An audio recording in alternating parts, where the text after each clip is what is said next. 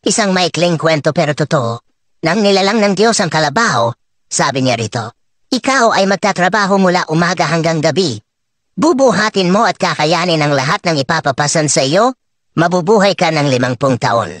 Sagot ng kalabaw, masyadong mahaba po yung 50 taon? Pwede po bang 20 taon na lang? At sumang-ayon ang Diyos sa kahilingan ng kalabaw.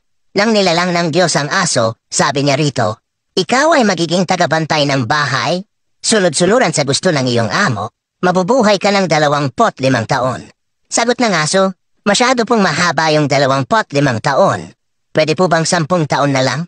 At sumang-ayon ng Diyos sa kahilingan ng aso.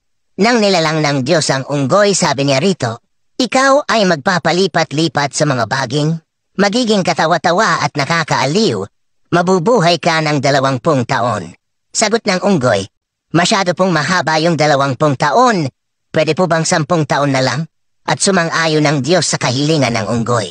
Nang nilalang ng Diyos ang tao, sabi niya rito, ikaw ang pinakamatalinong nilalang sa mundo, magiging amo ng lahat ng mga hayop, dodominahin mo ang buong mundo, mabubuhay ka ng 20 taon.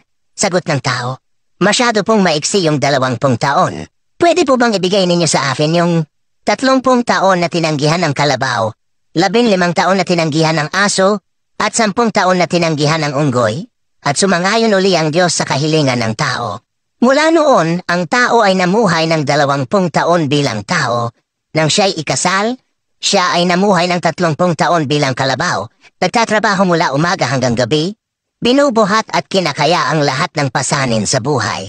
Nang siya'y mawalay sa mga anak, siya ay namuhay ng 15 taon bilang aso, tagabantay ng bahay, at sunod-sunuran sa mga gusto ng mga anak.